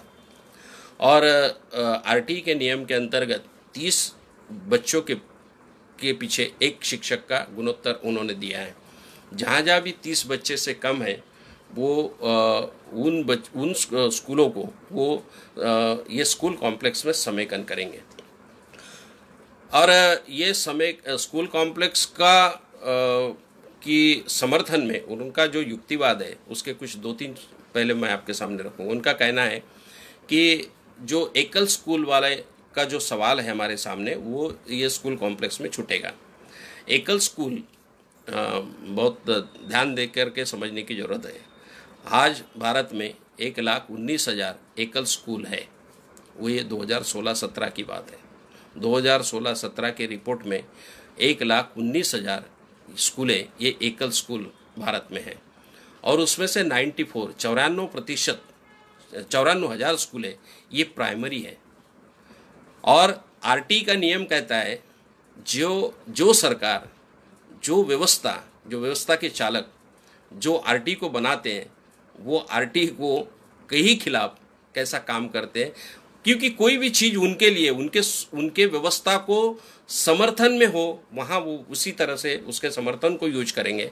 अगर उसके खिलाफ जा रही तो उसके खिलाफ भी हो जाएंगे, बिल्कुल जाते हैं। ये जीता जागता उदाहरण इसमें देखने को मिलता है कि 2016-17 में अगर 1,19,000 एकल स्कूल है, एकल स्कूल का मतलब है कि जिस स्कूल में एक ही शिक्षक है उसको एक एकल स्कूल कहते हैं, और वो एकल स्कूल 1,19,000 है। जबकि आरटी का नियम ऐसा है कि कोई भी स्कूल 2009 के बाद जो 2010 से उसकी जो अमल बजावनी शुरू हुई वहाँ से लेकर कोई भी स्कूल एक शिक्षक की या एकल शिक्षक की नहीं होनी चाहिए। कम से कम 2 शिक्षक होने चाहिए। 1,19,000 स्कूलों में 1,19,000 शिक्षकों की भर्ती नहीं की गई और वो उसको टालने के लिए ये स्कूल कॉम्प्लेक्स की संकल्पना को रखा गया और ये कहते हैं बेशर्मी की तरह कि ये एकल स्कूल का सवाल स्कूल कॉम्प्लेक्स में छूट जाएगा। दूसरा उनका कहना है कि हम सारे स्कूलों को संसाधनों की पूर्तता नहीं कर सकते, वो संसाधनों की पूर्तता भी इसमें कम हो जाएगी। जैसे कि अगर एक स्कूल कॉम्प्लेक्स में 10 स्कूलों को समेकन किया जाता है तो वो 10 स्कूलें, बच्चे, शिक्षक और वहाँ के संसाधन, इसके साथ वो समेकन होगा। तो किसी स्कूल में एक चीज़ होगी, किसी में दूसरी होगी, किसी में तीसरी होगी, किसी में चौथी होगी। तो एक जगह आने के बाद चारों चीज़ें हमारे स्कूल कॉम्प्लेक्स में उपलब्ध हो जाएगी। कितना आश्चर्य है और कितनी बेशर्मी है। ये जो स्कूल कॉम्प्लेक्स का ये जो समेकन की बात जो की गई है, ये पोर्टेबल सिस्टम से, मतलब वो कहते हैं कि भाई पोर्टेबल सिस्टम से हम ये संसाधनों की बच्चों के लिए पूर्ति करेंगे। मान लिया जाए 5 बच्चे हैं और आपके पास 3 खिलौने हैं, 2 खिलौने हैं, तो एक बच्चे को दिया आधा घंटा खेल ले, उससे छीन लिया, दूसरे बच्चों को दिया आधा घंटा खेल ले, उससे छीन लिया, तीसरे को दे दिया। अरे कुछ तो शर्म करो यार। अगर शिक्षा नीति, शिक्षा को अगर देश की बुनियाद मानते हो और ये देश है उस स्थिति से अगर विकास का एजेंडा ये कहते हैं ना, तो केवल रास्ते और पुल बांधना, और वो भी रास्ते और पुल बांधने का क्राइटेरिया भी इनका अपना जो है उसको भी जांचने की जरूरत है कि सही में पुल बने हैं, सही में रास्ते बने हैं, सही में सामान्य जनता के लिए बने हैं, इसको भी जांचने की जरूरत है। लेकिन ये अगर संकल्पना बच्चों के विकास, ये मानव संसाधनों का विकास, यदि हम उसके बुनियाद को अगर हम नहीं करते तो ये विकास की धारा में भी ये मतलब इस सवाल खड़े होते हैं, ऐसा मुझे लगता है। तीसरा महत्वपूर्ण बात है कि उनका कहना है कि जो स्कूल में जो है विषयतज्ञ शिक्षक मिलेंगे, कि अगर 4 स्कूलों को मिला करके एक स्कूल कॉम्प्लेक्स में जो शिक्षक आएंगे तो उनमें से भाषा का तज्ञ होगा, गणित का तज्ञ होगा, इतिहास का तज्ञ होगा, और वो फिर सभी स्कूलों में उसका लाभ होगा। ये एक बड़ा सोचने वाला सवाल है कि अभी जिस प्रकार की स्कूलों की रचना है और जो स्कूलों की में जो शिक्षक है वही शिक्षक इधर आएंगे, तो अभी अगर वो तज्ञ नहीं है ऐसा अगर हम मानते हैं तो वो यहाँ आकर के तज्ञ कैसे बनेंगे, ये एक सवाल खड़ा होता है। दूसरी बात, अगर वो यहाँ तज्ञ है तो यहाँ भी अवेलेबल हो सकता है, तो स्कूल कॉम्प्लेक्स की ज़रूरत क्यों है? ये सवाल हमने पूछना चाहिए। तो ये स्कूल कॉम्प्लेक्स के संदर्भ में ये उनका जो एक नीति निर्धारण की एक जो छवि स्कूल कॉम्प्लेक्स के माध्यम से हमारे सामने जो आती है वो ये है कि जो बची हुई स्कूलें, सरकारी स्कूलें हैं, उसको ख़त्म करने का एक एजेंडा है। इसको पुरजोर विरोध करने की ज़रूरत है। इसमें एक और भी दिक्कत है जो शिक्षक संगठनों ने इसको ध्यान में रखना चाहिए। केवल शिक्षक संगठनों ने नहीं, बाकी भी संगठनों ने इसके तरफ ध्यान देने की ज़रूरत है। वो ये है कि ये जो स्कूल कॉम्प्लेक्स की रचना होगी, इसमें जो प्रधानाध्यापक होंगे वो 12वीं के होंगे, 12वीं को पढ़ाने वाले, और हायर माध्यमिक जिसको हम कहते हैं उसका प्रधानाध्यापक होगा। उसके नियंत्रण में ये सारे प्री प्राइमरी से लेकर तो 12वीं तक का शिक्षा चलेगी। अभी की जो रचना है, अभी की रचना में एक प्राइमरी का प्रधानाध्यापक होता है, उच्च प्राथमिक का एक प्रधानाध्यापक होता है, माध्यमिक का एक प्रधानाध्यापक होता है, और उच्च माध्यमिक का एक प्रधानाध्यापक होता है। ये 4 प्रधानाध्यापकों की नियुक्ति, इसमें एक आर्थिक पहलू भी है कि जो प्राइमरी का प्रधानाध्यापक होता है उसको माध्यमिक के जो शिक्षक होता है उसकी वेतन श्रेणी मिलती है, और उच्च प्राइमरी, और प्राइमरी का जो प्रधानाध्यापक है उसको माध्यमिक की उच्च श्रेणी मिलती है, और माध्यमिक का जो मुख्याध्यापक होता है वो उच्च माध्यमिक के शिक्षक की श्रेणी उसको मिलती है। तो एक तो ये शिक्षकों के प्रधानाध्यापक के वेतन आर्थिक नुकसान की एक बात है। दूसरी सबसे महत्वपूर्ण बात यह है कि इसमें अगर हम देखेंगे कि जो प्री प्राइमरी है, प्री प्राइमरी का एज जो 3 से 8 तक जो बनाया गया, ये एज ग्रुप की अपना खुद का एक स्वाभाविकता होती है, एक नैसर्गिकता होती है, उसकी अपनी एक खुद का भाव विश्व होता है, जो भाव विश्व 12वीं के बच्चों के साथ में मेल नहीं खाता, बल्कि 6वीं से 8वीं के बच्चों तक भी मेल नहीं खाता।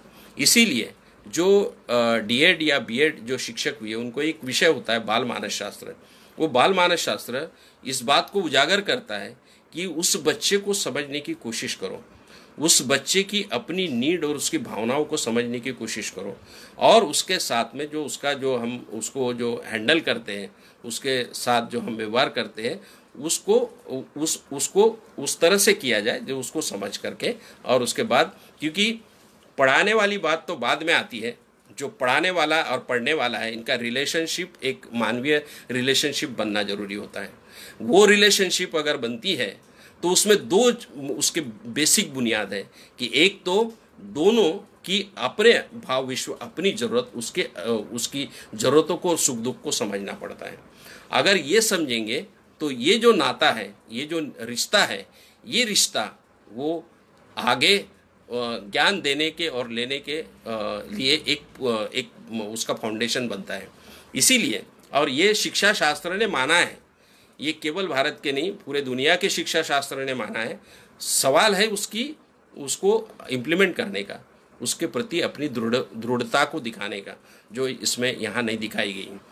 तो ये तीसरी से 3 साल के बच्चों से लेकर 18 साल के बच्चों तक का ये जो अलग अलग ग्रुप है, इसकी जो अपनी स्वाभाविकता है, उसका जो अपना एक भविष्य है, उसको कुचला जाएगा। और एक पूरे स्तर पर 12वीं के प्रधानाध्यापक का एक क्षत्रिय अमल जिसको हम कहेंगे वो होगा, उसको प्रशासकीय पूरे अधिकार होंगे। और वो पूरा जो स्कूल का जो एक निर्णय प्रक्रिया का केंद्रीकरण 12वीं के मुख्याध्यापक की तरफ, प्रधानाध्यापक की तरफ होगा, जिससे जो स्कूल का एक सामूहिकता है वो नष्ट होगी। और ये एक बहुत बड़ी मुझे लगता है कि बहुत बड़ी चिंता का विषय होना चाहिए हम सब के लिए कि जिस स्कूल में बच्चे पढ़ रहे हैं उस स्कूल में अगर सत्ता का विकेंद्रीकरण नहीं है तो वो नेचुरली सत्ता का विकेंद्रीकरण नहीं होने से वो जो शिक्षक है वहाँ काम करने वाला वो कभी खुश नहीं हो सकता। वो अपनी आप की प्रतिभा को उजागर नहीं कर सकता। वो प्रतिभा को दबाए रख करके एक टेक्निकली रूप में एक शिक्षक एक नौकरी के रूप में देखेगा और उसी तरह से उसको वो अपने काम को अंजाम देगा। तो ये एक चिंता का विषय है जो मैं, और भी कुछ बातें हैं लेकिन मैं अभी स्कूल कॉम्प्लेक्स को यहीं छोड़ देता हूँ। उसके बाद जो महत्वपूर्ण बात है कि इसमें शिक्षा के निजीकरण को बहुत ही दृढ़ता से अपनाने की बात कही है। इसमें हम जैसे कि मैंने पहले अपने प्रस्तावना में कहा कि 1986 से शिक्षा के निजीकरण की नीति को अपनाया गया। उस नीति के आगे अभी राष्ट्रीय शिक्षा नीति 2019 जा रही है। उनका कहना है कि परिशिष्ट एक के पहले ही पैरे में, पहला पैरा जो है उसमें वो कहते हैं कि भारत में जो निजी शिक्षा संस्थाएं हैं उनका एक बहुत बड़ा योगदान रहा है भारत की शिक्षा में, और वो योगदान को हम नकार नहीं सकते बल्कि उसको हमने प्रोत्साहित करना चाहिए, उनको बढ़ाना चाहिए। इस तरह की बात को उन्होंने कही है। और उसमें उसको बढ़ाने के लिए एक स्वायत्तता का मुद्दा रखा है जिसको फिलांथ्रोपी कहते हैं। ये केवल प्राइमरी में नहीं, हायर एजुकेशन में भी इस बात को उन्होंने वही प्रिंसिपल आगे बढ़ाया है। तो ये फिलांथ्रोपी या स्वायत्तता जो है वो किस प्रकार की स्वायत्तता होगी इसको समझने की ज़रूरत है। एक पहली कि वहाँ जो स्कूल होगी या कॉलेज होगा या यूनिवर्सिटी होगी उसके लिए संसाधनों की पूर्ति ये सरकार करेगी, चाहे जगह हो, इलेक्ट्रिसिटी हो, पानी हो, ये जो है ये सरकार नॉमिनल दरों में सरकार उनको उपलब्ध कराएगी। और उसके बाद उनके जो अधिकार होंगे वो अधिकार को ध्यान में रखने की ज़रूरत है। एक, पहला कि उनको प्रशासकीय अधिकार होगा, पूरी तरह से उसका प्रशासन जो है वो वहाँ के वो खाजगी निजी संस्था चालक करेंगे। दूसरा कि वहाँ का जो पाठ्यक्रम है, जो अभ्यासक्रम है, पूरी शिक्षा को लेकर के क्या पढ़ाने का है, क्या नहीं पढ़ाने का है, और इसको भी निर्धारित करने का अधिकार उनको होगा। तीसरा ये होगा कि उनको फ़ी चार्जेस करने का जो अधिकार है वो फ़ी कितना निर्धारित करे उसका भी अधिकार उनको होगा, बल्कि उसको बढ़ाने का भी अधिकार उनका होगा। उसमें तर्क किया गया है कि उसमें एक बात कही गई कि एक तार्किक आधार पर एक उत्तर देने की ज़रूरत है, जहाँ फिर अगर कोई संस्था बढ़ाना चाहती है। वो तार्किक आधार ये होगा कि मान लो एक आध स्कूल ने कहा कि भाई हमको हमारे स्कूल में एक टेबल की ज़रूरत है और उस टेबल को ख़रीदने के लिए बच्चों की ये 100 रुपया फीस अगले महीने से हम बढ़ा रहे हैं, तो आप उसको परमिट कीजिए। तो एक इतना भर काफ़ी है कि वो लेटर अगर उनको दे दे तो प्रशासकीय अधिकारी उनको उसको परमिशन दे देंगे। मतलब फी निर्धारण से लेकर फिर बढ़ोतरी का जो अधिकार है वो स्वायत्तता में उनको मिलता है। अभ्यासक्रम और रिक्रूटमेंट का भी अधिकार उनको होगा। एक संस्था, अगर ये कोई भी एक संस्था ये 4 बुनियादी आधार पर टिकी होती है, और ये सारे बुनियादी अधिकार अगर वो संस्था केंद्रित हो जाए तो भारत के सार्वभौमत्व का क्या होगा। भारत में एक इंस्टीट्यूट चलना जो भारत की ज़रूरतों को ध्यान में रख के, उसकी सार्वभौमिकता को ध्यान में रख करके इंस्टीट्यूशन को निर्धारित करना, या इंस्टीट्यूशन खुद अपने आप को निर्धारित करके भारत की सार्वभौमिकता को की तरफ ध्यान न देना, ये 2 चीज़ों में बहुत ज़मीन आसमान का अंतर है। और इसमें ये बात कही गई है कि इसमें जो है ये सार्वभौमत्व का की कोई लेना देना नहीं, जो स्वायत्तता है वो स्वायत्तता हम देंगे। और इस तरह से आगे प्राइमरी स्कूल से लेकर हायर एजुकेशन तक की इंस्टीट्यूशंस खड़ी होने का दिशा निर्देश राष्ट्रीय शिक्षा नीति 2019 में किया गया है। तीसरा, उसके आगे का मुद्दा मैं आपको रखूँगा कि जो भाषा और शिक्षा, इसका एक बहुत ही अटूट नाता है। जो हम अभी जो त्रिसूत्री का हमारी शिक्षा व्यवस्था में स्वीकार किया गया है, जिसमें ये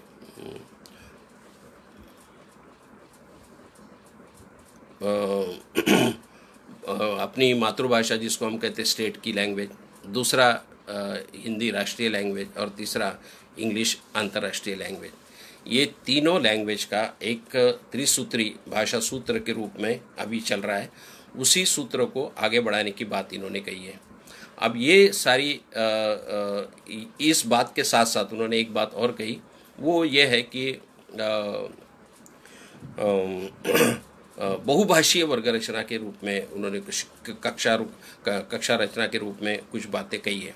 उनका कहना है कि बहुत सारे बच्चे ऐसे होते हैं जो भाषा के साथ जुड़ाव नहीं होने के कारण शिक्षा से बाहर हो जाते हैं। ये बात सच है, लेकिन ये अधूरा सच है। सबसे पहला सवाल ये है कि वो जो बच्चा स्कूल में आ रहा है उसकी सारे उसको जैसा है, चाहे उसकी संस्कृति, चाहे उसकी आर्थिक परिस्थिति, चाहे उसकी जात, चाहे उसका धर्म, चाहे उसकी अपनी व्यक्तित्व की एक नैसर्गिक प्रवृत्ति, इन सबको स्वीकार करके बच्चों का स्वागत स्कूलों में नहीं किया जाता। ये सबसे बड़ी बात है।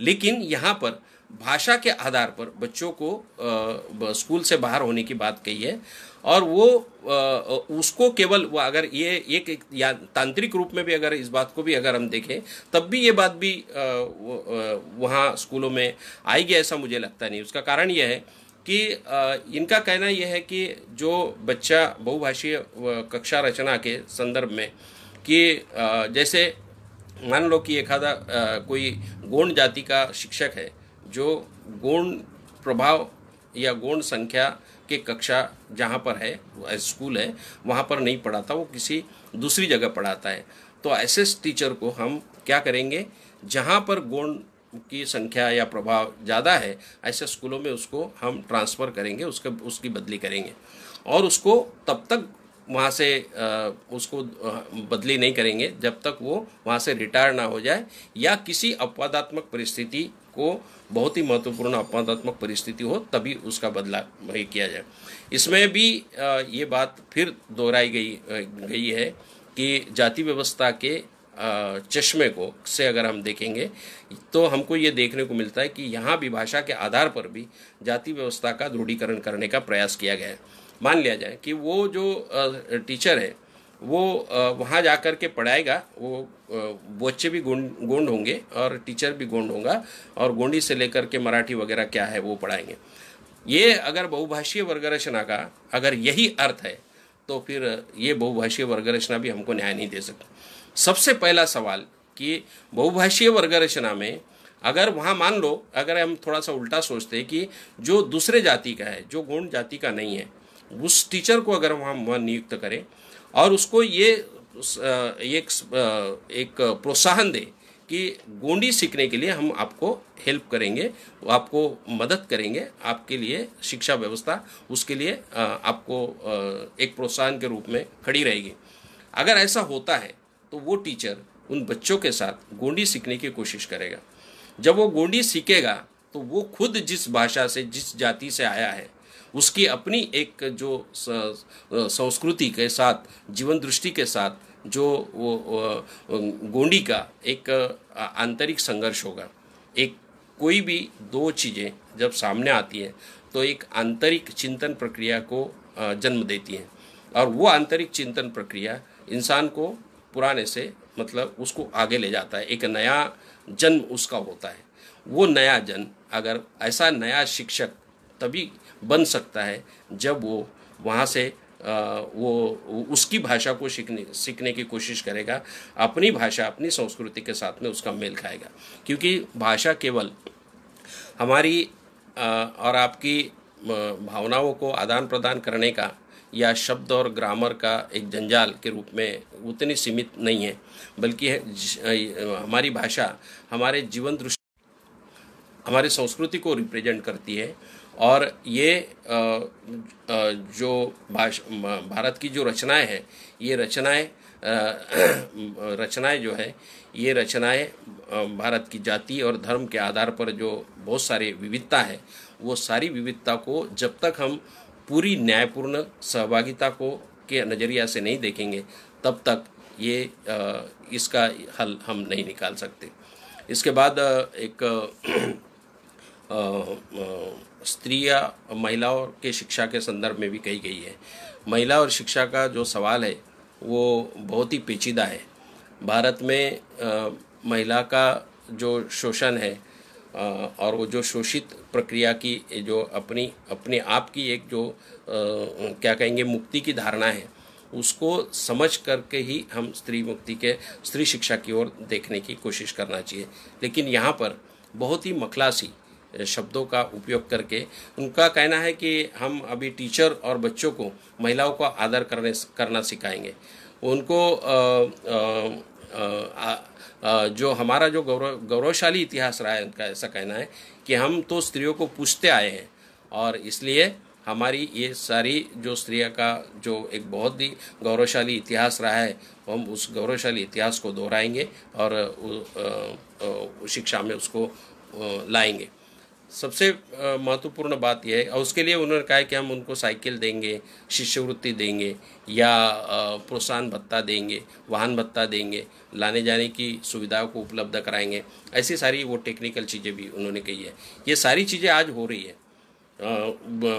उपस्थिति भत्ते से लेकर के साइकिल तक आज शिक्षा व्यवस्था में दिया जा रहा है, लेकिन इसका जवाब वो नहीं देते कि ऐसी होने के बावजूद भी हर साल यह जो महिलाओं का शिक्षा का प्रमाण है वो कम हो रहा है और उसमें भी जो शोषित जातियाँ हैं, चाहे वो ओबीसी की महिलाएं हो, चाहे वो आदिवासी की महिलाएं हो, चाहे वो दलितों की महिलाएं हो, इनका प्रमाण दिनों दिन कम हो रहा है। इसका जवाब वो इसमें उसका नहीं देते क्योंकि वो देंगे भी नहीं और उनसे हम चाहते भी नहीं कि इसका जवाब मिले। इसका जवाब तो हमको देना है।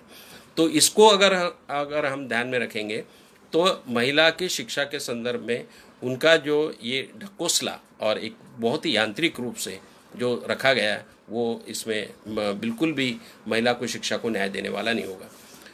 भाषा के संदर्भ में मैंने एक मुद्दा मेरा छूट गया कि उसमें एक संस्कृत का शिक्षा को भी उन्होंने प्राधान्य दिया है।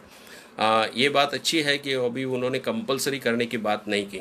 भाषा शिक्षा को लेकर के उनका ये मानना है कि संस्कृत में बहुत प्राचीन साहित्य है, वो उसमें बहुत ज्ञान है, तत्वज्ञान है, कला है, साहित्य है और क्या क्या है, बहुत सारा कुछ है, ऐसा उनका दावा है। अब ये बच्चों को अगदी बिल्कुल प्री प्राइमरी से लेकर 12वीं तक हम पढ़ाने का आग्रह उन्होंने किया है।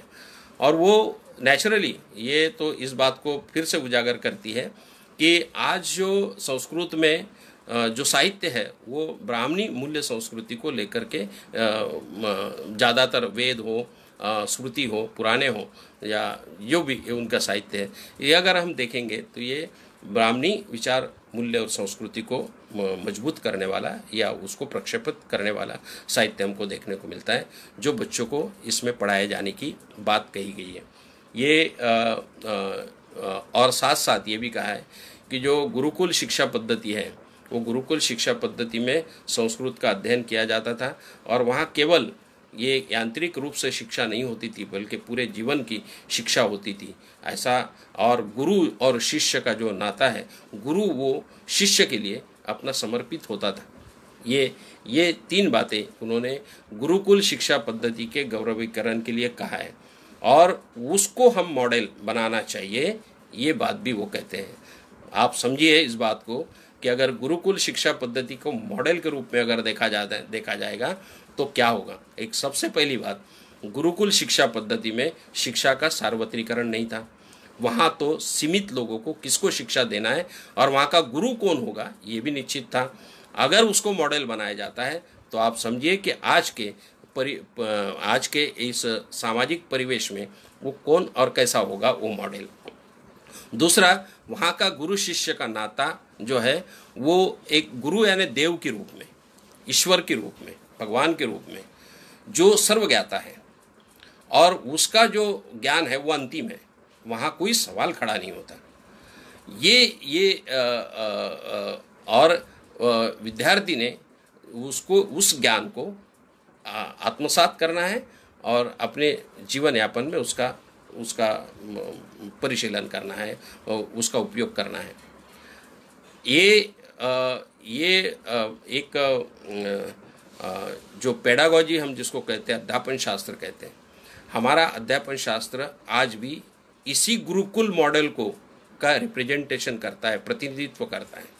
आज कोई भी शिक्षक हमारे स्कूल की कक्षा की अगर रचनाएं अगर हम देखेंगे तो कहीं एक जगह ब्लैक बोर्ड के साथ शिक्षक खड़ा होता है और बाकी सारे विद्यार्थी सामने बैठे होते हैं। शिक्षक की ये धारणा होती है कि मैं जो मेरे हाथ में जो किताब है जो प्रमाणित की गई सरकार ने हमारी पाठ्यक्रम की, उसमें उस ज्ञान को कोई सवाल करने का प्रश्न ही खड़ा नहीं होता। वो प्रमाणित ज्ञान है और वो सही है और अंतिम है। इसलिए बच्चों ने उस ज्ञान को मैं जो आपको दे रहा हूँ उसको वैसे कि वैसे रट लो, बगैर सोचे समझे उसको रट लो और फिर हमारी ज्ञान की प्रक्रिया को हम पूरे कंप्लीट हो जाती है। यही मॉडल अगर हम फिर से लाएंगे तो बौद्धकालीन शिक्षा पद्धति का जो एक आदर्श मॉडल है जो सारी दुनिया को एक प्रेरणा आज भी दे सकता है, उसका क्या होगा।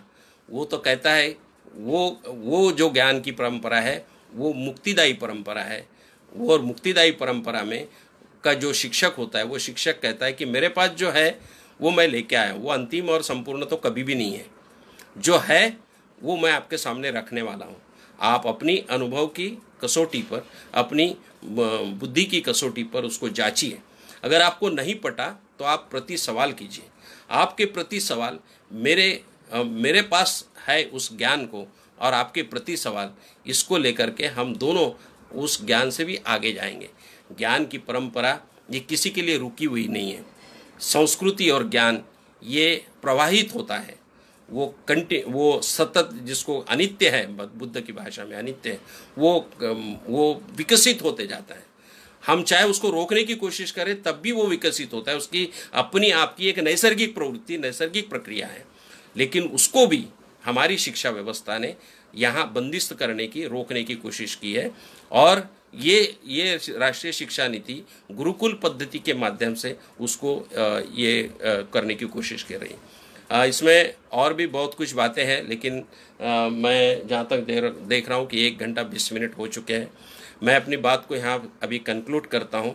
ये राष्ट्रीय शिक्षा नीति जो है, यहाँ के शोषित पीड़ित जो श्रमिक जातियाँ हैं, जिसको हम ओबीसी कहते हैं, जिसको हम घुमंतु कहते हैं, जिसको ये दलित है, दलित हो, आदिवासी हो, ओबीसी हो, मुस्लिम हो, महिलाएं हो, इन सभी को शिक्षा व्यवस्था से बाहर करने का पूरा एजेंडा राष्ट्रीय शिक्षा नीति में रखा गया है। यदि हम इस देश की मुक्ति की ओर जाना चाहते, इस शोषण की मुक्ति की ओर जाना चाहते, इस देश को एक विकसित रूप में देखना चाहते, जहाँ से हमारे जो मानवीय रिलेशन है वो भाईचारा के रिलेशन हमारे बने। हमारे मानवीय रिलेशन आज कास्ट में बने हैं, आज धर्म में बने हैं, आज लिंग में बने हैं, आज गरीबी अमीरी में बने हैं। ये जो रिश्ता है हमारा सबका, ये रिश्ता हमें इंसानी नहीं रखा है। हम आज अपने आप को केवल शारीरिक रूप से इंसान मान सकते हैं। ऐसी विकट अवस्था में, इतनी नीचे की स्तर में हम आ चुके हैं। यहाँ से अगर हमको बाहर निकलना है तो शिक्षा को हमने अपनी ये मुक्ति की साधन के रूप में देखना चाहिए।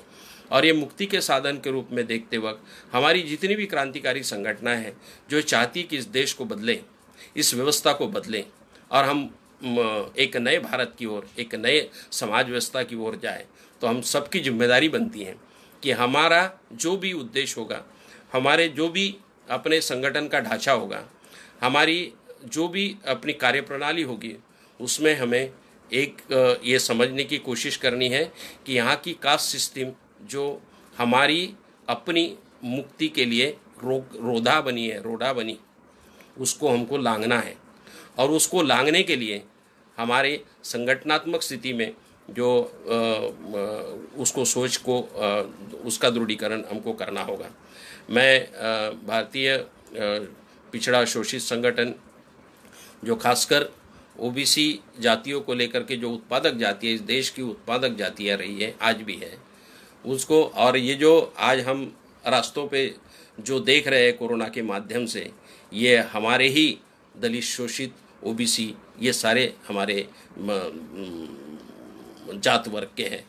और इनकी मुक्ति के लिए अगर हमको कुछ करना है और उसमें अगर शिक्षा के नीति को हमको ढूंढना है, तो मुझे लगता है कि यहाँ हमें जात के जाति अंत, पूंजीपति का अंत और स्त्री पुरुष समता का दृष्टिकोण लेकर के शिक्षा नीति की ओर देखने की ज़रूरत है। और तभी जाकर के हम सही अर्थ में इस प्रबोधन की प्रक्रिया को सही दिशा में ले जाने का एक आत्मिक समाधान पाएंगे। मुझे लगता है कि मैं यहाँ रुकता हूँ। फिर से एक बार भारतीय पिछड़ा शोषित संगठन, माचनवार सर और प्रभाकर गायकवाड़, चिंचाने सर और सभी उनके साथियों का मैं तहे दिल से शुक्रिया अदा करता हूँ।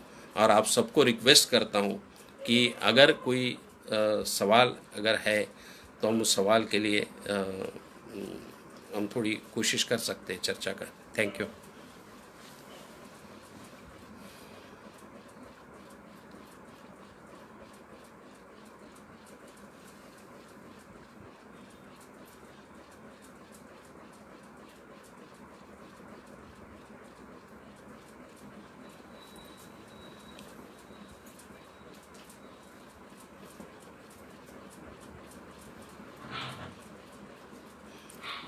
अगर कोई सवाल है तो कमेंट्स में आप लिखिए।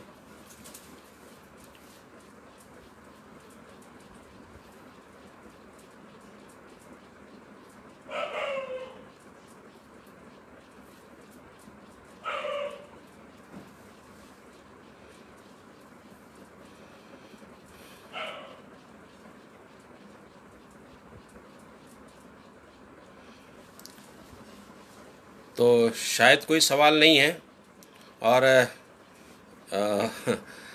इसलिए मैं पहले ही आप लोगों का समय ज़्यादा ले चुका हूँ, और मैं चाहूँगा कि आप सबसे विदा लेता हूँ।